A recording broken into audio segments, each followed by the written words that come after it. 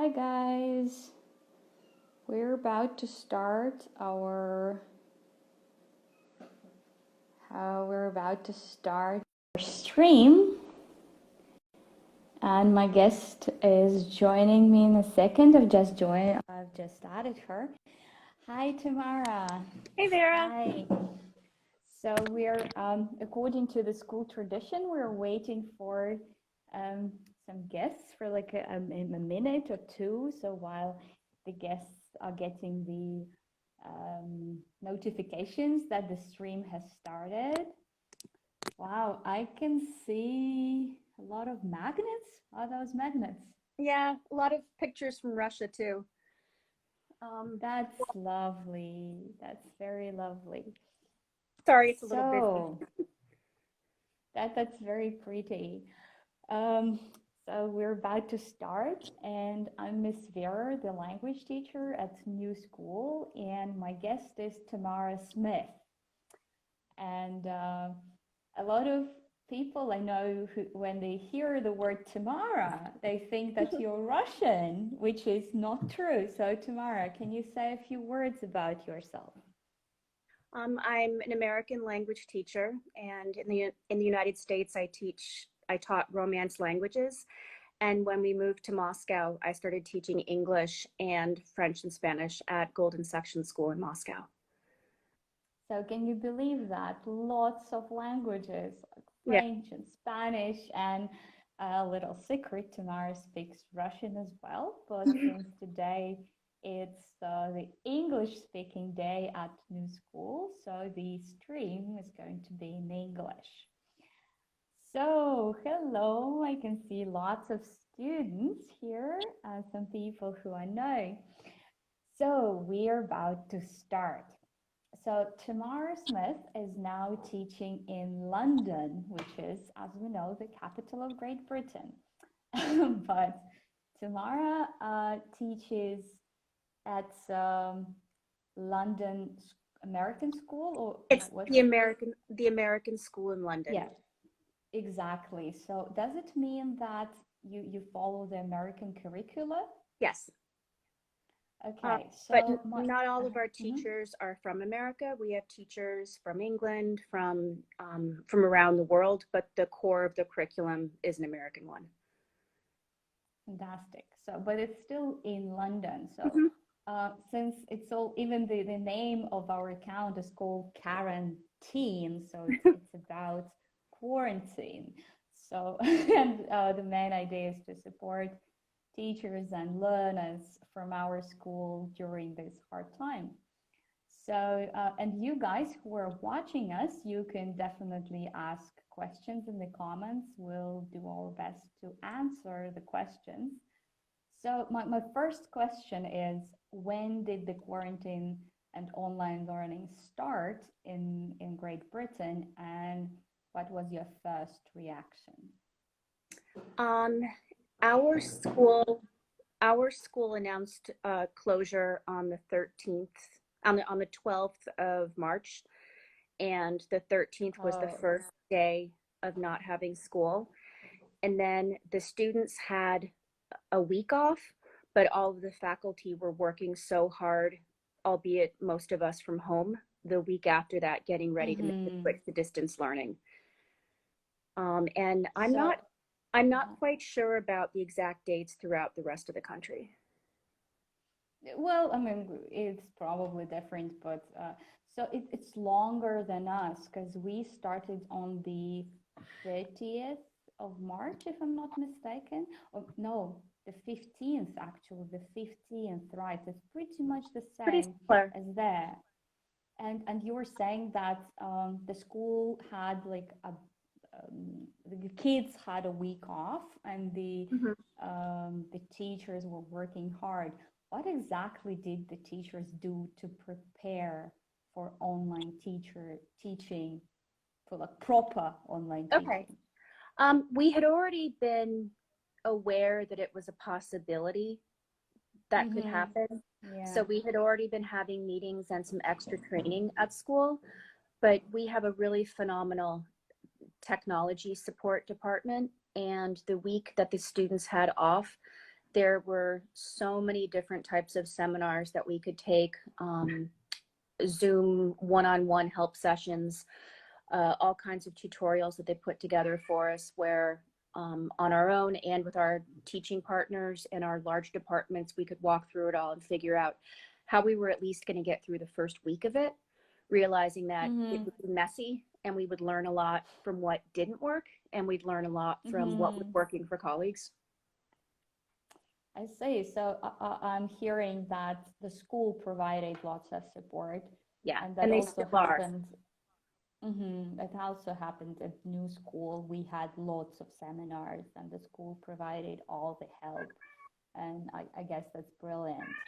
And I know that your daughter is at that school as well. Mm-hmm. How was that from her perspective? Like, was she happy? Was she nervous? Like, about the online learning, you know? She was nervous because she's a junior, which in the American system means that it's the most crucial year of high school because it's the year that decides, it's the most important in the college admissions process. And so knowing that the biggest exams were coming at the end, you know, in the middle of May, to all of a sudden go to online learning and not have any idea how long it was going to last, what it meant for the exams themselves. It's been a great deal of, it's caused a lot of stress among the students, and we've been trying to do what we can to support them, not only in the classroom, but also with dealing with the stress outside of the classroom. Yeah, and you mentioned the exams in Russia, as you know, from having spent 10 years in Russia and teaching in Russian school and being aware what Russian system of exams is. We do have the OGE and YEGE, and some of them were canceled here in Russia. Has anything like that happened in England? So, you know, in some England, of the exams canceled. Absolutely. In the English schools, they ended up canceling the exams, which makes it rather difficult for students who had taken their mock exams without studying, thinking that the mock exam would show them what areas they needed to concentrate most on. And now they're in the position that their scores from the mock exams are going to be the scores that the universities use to determine where they're going next year. So that's been a really stressful and difficult situation for the English students. For our students, we don't have a national exam that everyone has to take. What happens in the American system is students choose to take advanced placement classes if they're offered at the school. And these all have a big exam that's a standardized exam that students throughout the world who are taking the classes take. And those exams are still going forward, but in a radically modified platform that really is not going to get really complicated. It's not, it's normally a rather long exam, like 3 hours, and now it's only going to be 45 minutes. And they're just not going to, they're not going to be able to show everything that they could have done because they're cutting out a lot of parts of the exams. So that's tough for the students. Must be really stressful. Yes, that's the same happening in Russia. But overall, your daughter Natalia, how is she coping with online learning? Like, does she find anything enjoyable there? Yeah, she really likes that she has the freedom to decide. She has more freedom over how she spends her day. That the work, the way that it works is we're on a combination of a synchronous and asynchronous model because we recognize that we have students who've gone back to different continents where their families are from. So while in the high school, we do have classes that take place during the scheduled day when you would actually be in class and you are expected to master that material. A lot of the work is also asynchronous, where it's assigned that morning by 8:30 in the morning, and you have until the next time the class meets to complete the work. And so if you don't have a Zoom session in a particular class, you can decide how you spend your day. Okay, and that was that was my next question. What about the schedule? Like, you had a school schedule, for example, the classes would start at, I don't know, 9 a.m., 8 a.m. What time did you usually start? 8:05. 8:05. Wow, that's early. So you would start at 8 o'clock in the morning and would finish at some time. Has that changed in No, online class?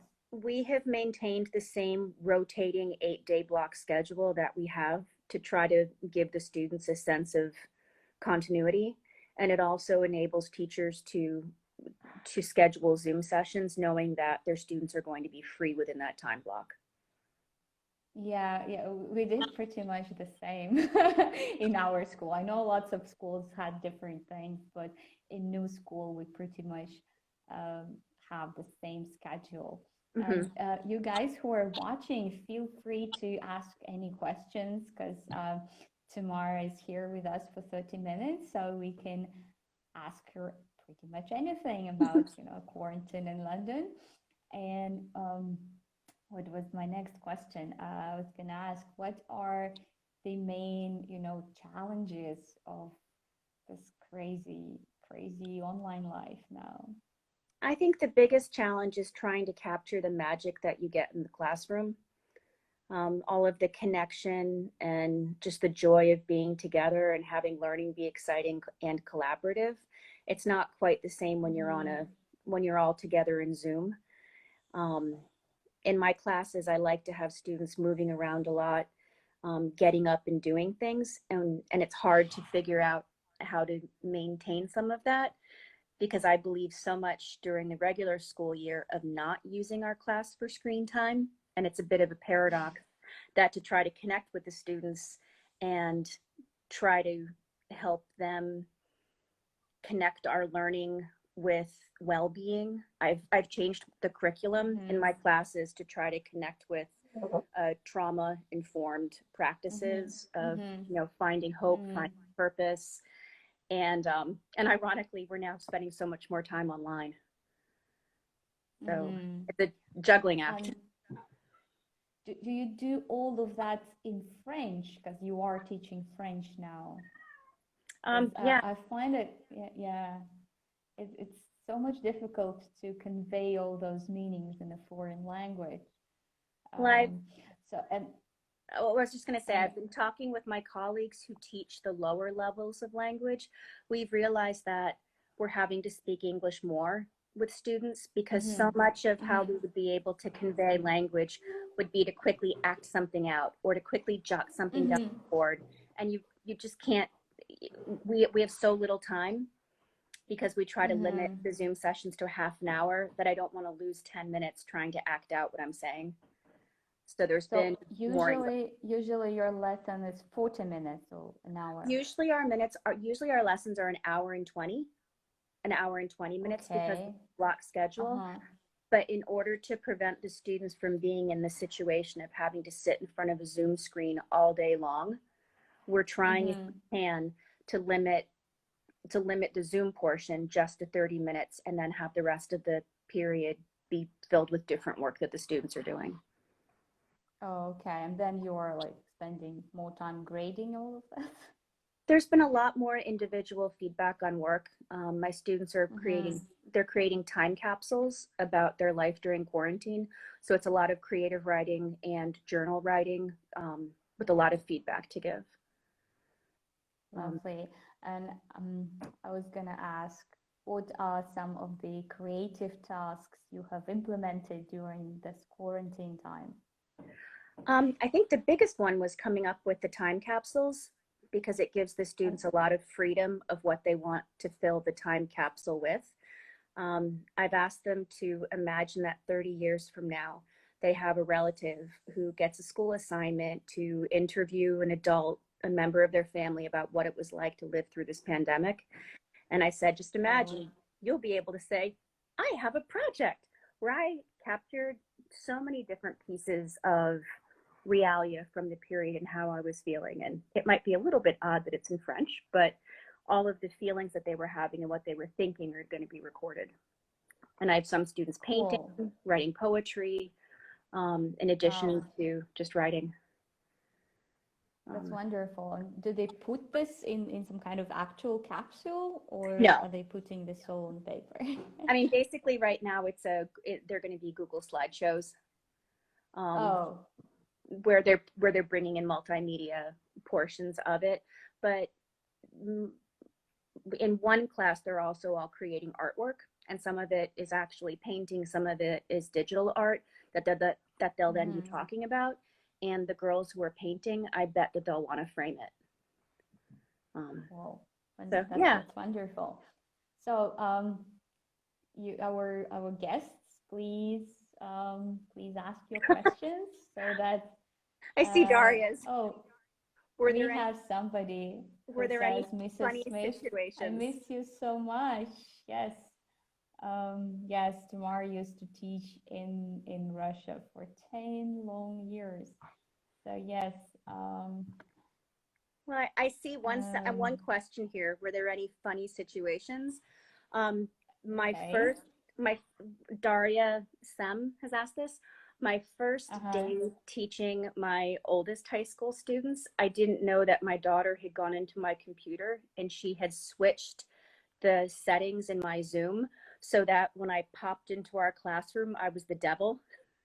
And there was a blazing red background and I had horns and my face was glowing. And we all just burst out laughing. And I didn't know how to undo it, so I had to get her to help, and we all had a good chuckle. So that was fun. I believe it was. I actually saw that on Facebook. Yes. Yeah. And since you're in London, like, what are the general, reactions in Britain? So, like, how do the teachers and students and parents, how do they react to the situation? I think in England, there's such a sense of keep calm and carry on, and of the legacy of having lived through World War II, which I would imagine you're also feeling very much in Russia, that the community, the country comes together and faces hard times and gets through them. And a great deal of pride and thankfulness for the National Health Service. Every Thursday at 8 o'clock, everyone throughout the country goes out on their balconies or front steps and cheers loudly for the National Health Service, and we haven't missed it once. When you go outside, you can see that there are rainbow drawings made by children in a lot of the windows, teddy bears in people's windows so children can go on bear hunts when they go for a walk. People are definitely trying to foster community while we're not actually together. And I think it's really, really nice. That is very supportive, yes. Because here in Russia, we have various reactions. And a lot of people say like, oh, that's all, fake, and very different reactions here. No, and not we here. have one more question here. What kind of feedback have you received from your students' parents, parents? It's gonna actually make me tear up a little. I got a note from the mother of one of my students who actually sewed masks for my family, and she wrote me. Yeah, and she wrote me to say thank you, that the way that we've been doing our class has helped her 15-year-old son with his anxiety, because he's getting to practice voicing his feelings and ways to make positive choices to deal with the stress in our class, and it's carrying over into regular life. And that just meant so much to me. He's not a boy who he wouldn't have told me that himself. And it was really, really wonderful to hear that from his mom. Lovely. And what do the parent, like, what do the kids say? Like, are they comfortable with online classes at all?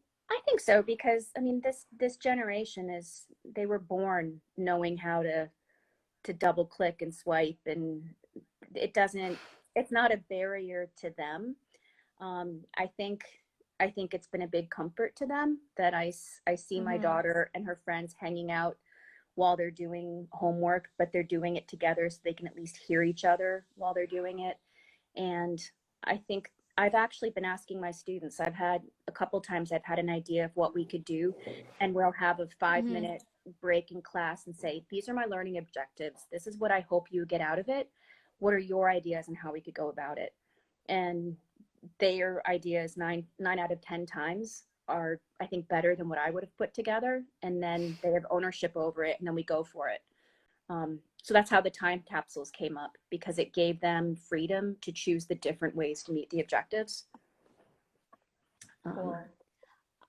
I know that some of the teachers are listening to us. So as a teacher, I know you're very, very creative, and Tamara is the person who sends me some useful links with ideas and resources. And I'm really happy that we still keep in touch after she left Russia.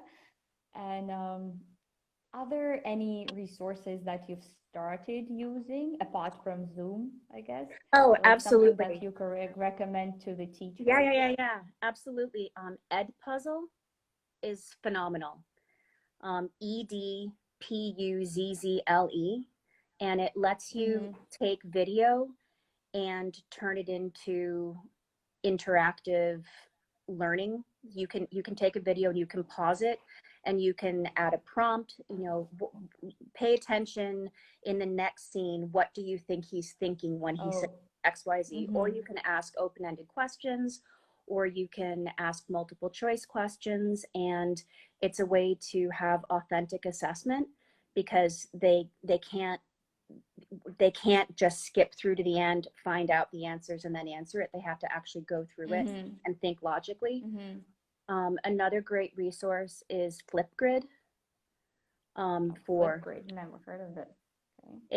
it's really great for letting students do video and Mm-hmm. voiceover, and also there's a writing component, and it's very interactive. So students can create something that's individual, but then they can share and comment on each other's work, and it lets you take something that would have been presentational and it turns it into something interpersonal.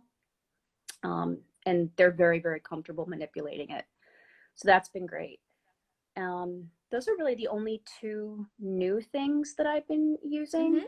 The other thing, I'd say the other change is I'm doing more with uh, just looking for Content, probably. different types of content. Like I've really been on a Mm-hmm. mission to find content that makes you feel good at a time that's so scary. So like Mm-hmm. tomorrow, my more advanced French class is looking at 2 videos about the masks that were donated by Decathlon in France that are being converted into ventilators.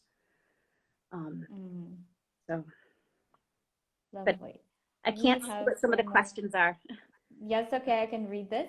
Do Okay. your students have their cameras on during online lessons? What do you think about it? Because Um, I I don't I know think that in so, Russia, because we're so they. in Zoom. They can't, because I'm in charge of the session, and I would have to grant them permission to record it. That being said, if Do they have the cameras on? Like, do you see their oh yeah, faces yeah, or? yeah, yeah, yeah, yeah. Because Most I heard definitely. that in Russia, lots of teachers had problems with that. So, like, a lot of Really? students refuse to turn the camera on. Um, well, Does we're it not, happen there? but I think an important thing to realize is that our school has done such a good job of reminding us as a community that we don't know what's going on in any of our students or colleagues' families. And someone might not Mm-hmm. hand something in, not because they forgot about it, but they might be sick, or they might be Mm-hmm. worried about someone else who's sick, and trying to keep that at the heart of everything we do. So if I have a student who just comes in and is there and will talk but has a black screen, Mm-hmm. I'm not going to ask why, and I'm not going to Mm-hmm. prompt them to turn it on. Because Okay. I know of a couple situations where students are grieving, and I'm Mm-hmm. so thankful that they feel safe simply coming to class, that being there is enough. Mm-hmm. Okay. Um, Daria said that today I've had yeah. a lesson with 8 black squares. Well, Yeah, I guess they're. one of the ways that I've dealt with the black squares is using Mm-hmm. the breakout Mm-hmm. room function in Zoom, because that way it makes it smaller, and the students come up with a prompt where everyone has to be talking, so you know that it's not just a square without someone there. Mm-hmm.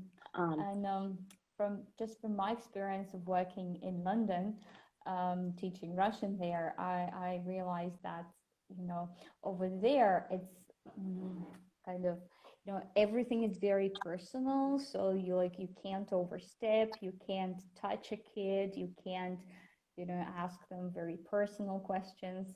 And I believe that now you can see their rooms. Yeah. So Well, how does that feel? well, students can also choose where they join a session, and a lot of the students choose to have a photograph background. I've had a lot of students show up, Madame, I'm in this francophone country today, or it's been a fun way to yeah. start off class. Where in the francophone world are we all today? And the kids try to surprise each other with where they're coming from. So that's been a fun way to add content into the class that's already there before we even start the session. But I think our school also has a culture that's very, very close and personal and more really interactive and caring, and just doing everything you can to try to maintain that. Oh, Viola, your picture's on this wall. Yeah, it's so cool to see people. You're up there. Who. Yeah. And Daria said we can see their pets, their pajamas, their food, and other things. And I was. Okay, now I'm I wondering. was also. I'll be. Yeah. Here, Viola. Yay! Hi, Here you Viola. guys Thanks are. for joining us. We have one more question. How do you deal with lack of motivation? Well, I can answer that. Tamara doesn't have the lack of motivation in her class, but still, like. But I think at this point in time, there are kids who are really struggling, and not all kids. Some kids are really struggling being alone. Not everyone has a home situation where they feel safe. Just maybe parents are fighting a lot. It's a time of stress, and I've just reached out individually and said, hey, these are our learning objectives. This is what I need. I need, you to have learned in the next 2 weeks. Do you have any ideas?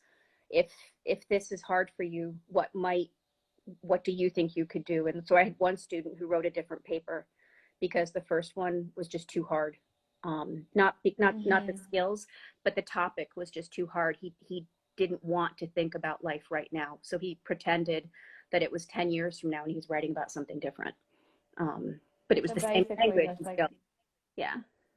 So basically like individual approach and like talking to students individually. Yeah, our school really believes in differentiation. Ours as well.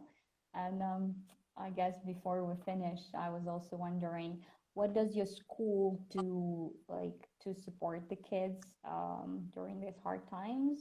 Like as ours has this Instagram account we are in right now, and we try to support this kind of community, and we have different things here. Does your school does any?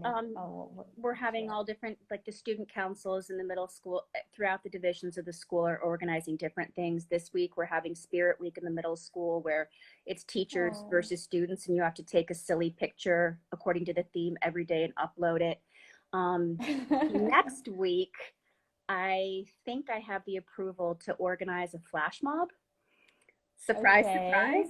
And Tamara's a fan of flash mobs. What are you gonna do? I know other places have been doing this too, but ever since I found out about distance learning, all I could think of was the song from High School Musical, We're All in This Together. And so using the dance tutorials from High School Musical, teachers who want to learn the choreography for a certain part of the song, we'll just do it, submit the videos, we'll compile it, and have like split screens with everyone dancing together. And then teachers who just want to hold up a sign with a message can just hold up the sign and then splice it and give everyone a chance to be together, and then post it for the students. And where do you post this? On the school website. We have, we use Schoology. And so this would get posted in the morning announcements for all the students to see. And something like that, I think, would be cool enough that the school would put it on Facebook and Instagram. So does your school also have the school Facebook and school Instagram? Yeah. Lovely. We have a comment here. Tamara, you create such a nice impression that I would always have my camera on if I had lessons with you. Thank you, Daria. So was there anything else like that you did, something like the Spirit Week, or like some other ideas that we could implement? Well, we've been doing different things with faculty and with students. So we've had all different types of interest groups. Like we have in England, pub culture is really special, and we often, after school on Friday, we'll go to the pub, all the faculty, and we still do every Friday at 5 o'clock. We just Zoom in, and it's like we're at the pub. And I know that different student groups have been having Zoom sessions just to hang out. And in the choirs, they're working on collaborative music where everything's edited together for a final piece. We're really, really trying to find ways for the kids to come together and have this not be something where you feel that you're all alone.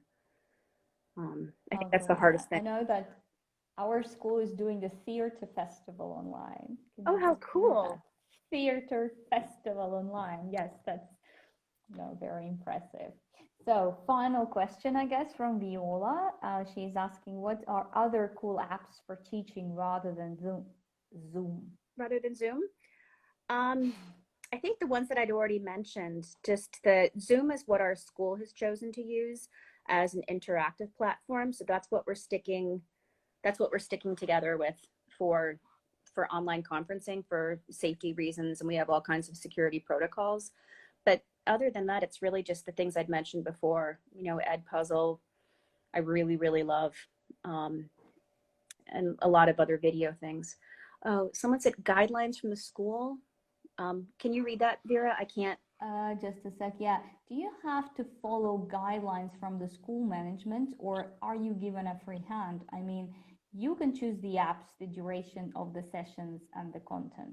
Absolutely. I mean, our school is very, very stringent about safeguarding and protecting student data. And we believe very strongly in certain codes of what we expect, what we want students to learn and how we want them to learn, but how we meet those objectives, we have a lot of freedom. And they've given us a lot of freedom to rethink and adapt however we think is best for student well-being. It would not have made sense to take the curriculum the way it was and to say, you must do this exactly the way that it wouldn't have been. Instead, we've been able to flip things around to try to help students just emotionally cope with what's going on as well. So some vocabulary that they wouldn't have done till the fall, we've actually done now. And then the teacher next year will know that she needs to make up that group of vocabulary because we already did one of the others. And it's been really great having that freedom, because when it all comes down to it, what really matters is the kids. And 10 years from now, they're not going to remember the order of what they learned things in, but they'll remember how they felt going through distance learning. And hopefully it will have been a time where they felt supported. Yeah, I believe that's a very important thing. And just the most important message here is that we do care about you guys who are watching, the students and the parents and the teachers. So do take care of yourself, I guess, and stay connected. So it's been over 30 minutes now, and I guess it's time to thank Tamara for joining us and for spending some of her time with us online. It will be saved in our stories, so people will be able to watch it later. Thank you so much again. And I just want to say one last thing when I'm realizing that sure, because you have so many students watching this. One of my favorite things that I'm doing with my students during this is part of the time that I expect them to spend on our class is also just go have fun. So I've got a lot of students who have picked a new show that they're watching on Netflix, but they watch it entirely in French. So since you guys are students of English, the possibilities are absolutely endless. you know, I've got students who are learning how to do choreography. They have goals of Mm-hmm. memorizing new songs and learning all the choreography, and they're doing that in the language, or they're uh, if they have a real passion for something else. I've got one student who's always been curious how to knit, so she's watching knitting tutorials, but she's doing it in French. So it's neat Mm-hmm. that you can make this time your own and not be bored. Yeah, thank you. Yeah, I guess like guys, use this time to learn English. Learn English, not only on the English day, not only once, but during the whole time. So thank you very much. Stay calm and carry on. It was so lovely to see you and lovely to Thank you for see having all me. the Well, good luck, people everybody. online. Yeah, Okay, thank you. bye-bye. Have a Bye. good evening. You Bye. too.